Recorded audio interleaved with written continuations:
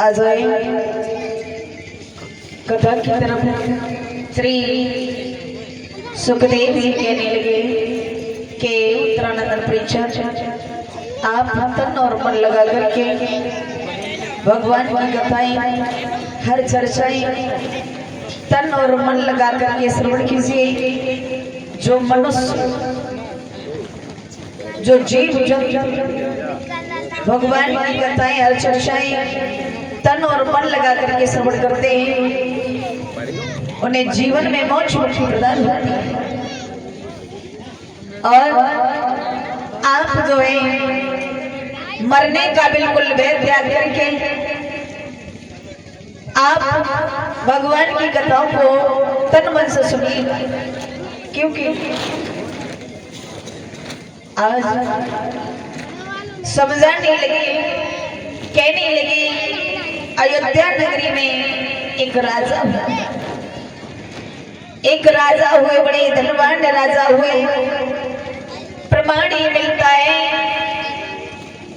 महाराज हरिश्चंद्र के राज्य में कोई भी जीव जंतु पशु पक्षी दुखी नहीं था।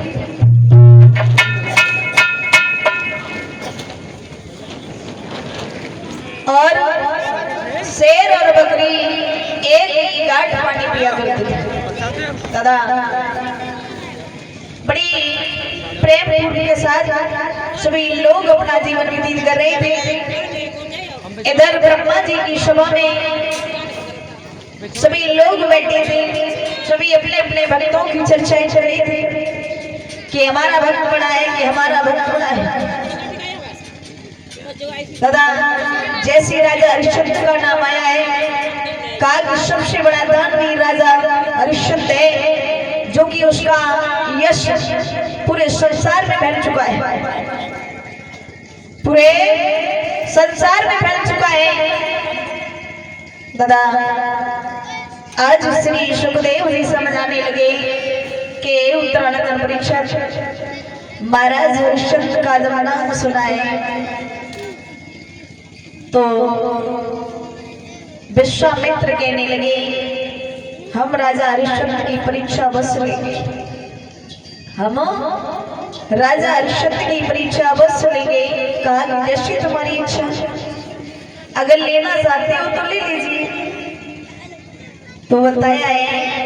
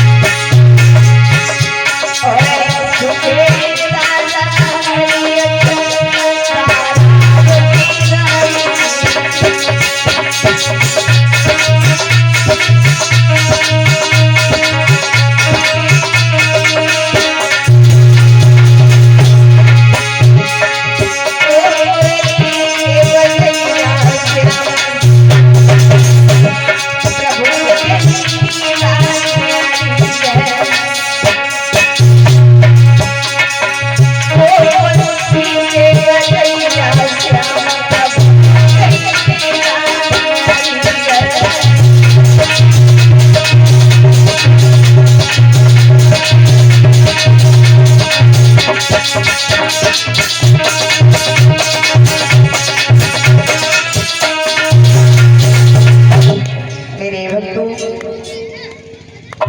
इधर महाराज हरिश्चंद्र के राज में सभी लोग बड़े प्रेम पूर्वक अपना जीवन व्यतीत कर रहे हैं। इधर महाराज हरिश्चंद्र जो है अश्वमेध यज्ञ करने के लिए जा रहे हैं और उनके सत्य धर्म से इंद्र का इंद्रासन हिलने लगा। इंद्र का इंद्रासन हिलने लगा है। तो इधर इंद्र ने विचार किया, अगर राजा हरिश्चंद्र ने अश्वमेध यज्ञ पूर्ण कर लिया तो मेरा आधा इंद्रासन ले लेगा, उसका धर्म बिगाड़ना सही है। दादा पूछने लगे, ऐसा कौन सा राजा पैदा हुआ है पृथ्वी पर जिसके सत्य धर्म से मेरा इंद्रासन हिल रहा है? बताया राजा हरिश्चंद्र। हरिश्चंद्र और जैसे हरिश्चंद्र का नाम सुना है बड़े चिंता में पड़ गए।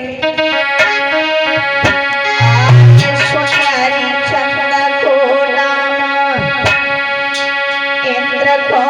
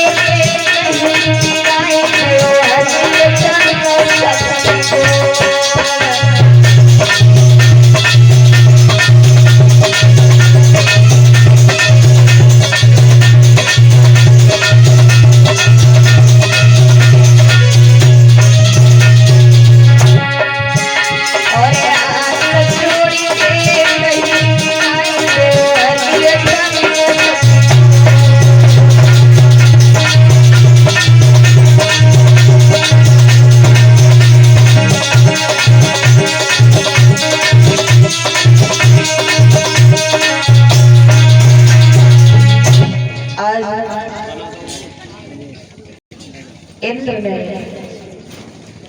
मन में स्वामित्व को बुला करके कहा कि आप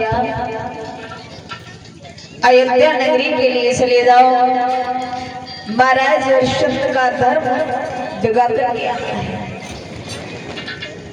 अगर उन्होंने अपना अश्वमेध यज्ञ पूर्ण कर लिया तो मेरा आधा इंद्रासन ले लेंगे। दादा इंद्र देवता दिखने का बहुत सुंदर था, दिखने का बहुत सुंदर था, लेकिन मन का बहुत गंदा था। जो लोग चमड़ी के सुंदर होते हैं वो मन की बहुत गंदे होते हैं, मन के बहुत गंदे होते हैं। कहते हैं ना, श्री सुखदेव जी कहने लगे, उत्तरानंद परीक्षक, इंद्र अपने अलावा दूसरों की कभी बड़ाई नहीं चाहता था, केवल अपना ही भला चाहता था, दूसरों का तो कभी उसने सोचा ही नहीं कि इसका भला हो। मन विश्वामित्र से कहा कि चले जाओ महाराज और आपको जाकर के राजा हरिश्चंद्र का धर्म करना है। चलिए, विश्वामित्र ने कहा चले तो जाएंगे, लेकिन हमारी एक शर्त है। बोलो, आपको दो रूप देने पड़ेंगे। पहला सूकर का और दूसरा सर्प का, तीसरा संत का तो है ही मेरा। कहा ठीक है, चलिए चले विश्वामित्र चलती चलती उनका मन बदल गया और कहने लगी मैं राजा हरिश्चंद्र के राज्य में नहीं जाऊंगा बल्कि पहले बगीचे की तरफ चल जाऊंगा। तो महाराज हरिश्चंद्र के बगीचे में सूकर का रूप धारण करके विश्वामित्र प्रवेश हो जाते हैं। बताया है कि शक्ति कोटि गाए कौतिक दिखलाई के सूकर तो बन गए पर बगिया मिलाई के।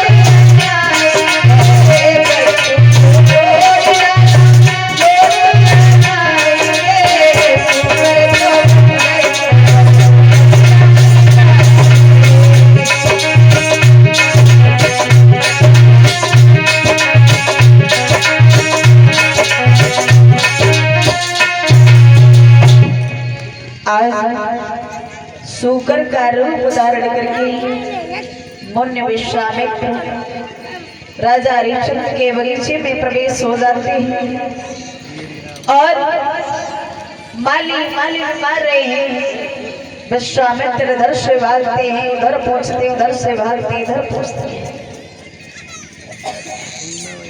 बगीचे में फूल पत्ते बेल सभी तोड़ डाले। मालिक कहने लगी पिया हमारी आपसे एक गुजारिश है आप चले जाओ और महाराज को बता कर के आना है हमारे बगीचे में एक ऐसा सूकर आया है जिसने आते आते जौहर मचा दिया है। फूल पत्ते बेल सभी तोड़ डाले हैं बगीचे को उजाड़ दिया है और उन्हें बुला कर के लाना है इस सूकर को मारना है।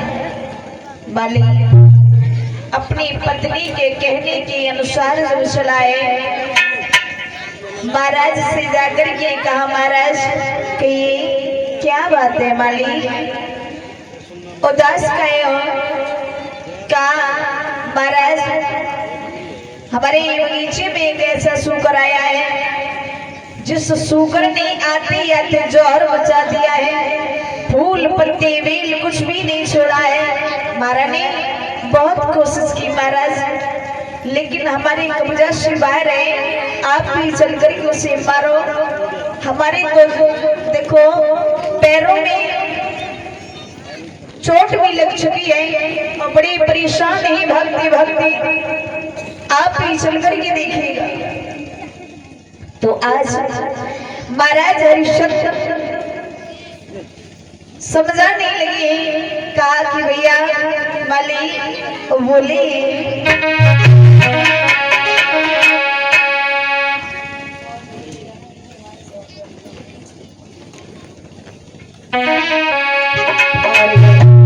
हमारे भैया बॉबी ढोलक मास्टर हमारे लिए 100 रुपया से सम्मानित कर रहे हैं लाइव वीडियो पे। भगवान की मनोकामनाएं पूर्ण करी धन जन से फूलते फलती रही। बोली कन्हैया लाल की बोले भैया माली कैसा को समय दुख मती और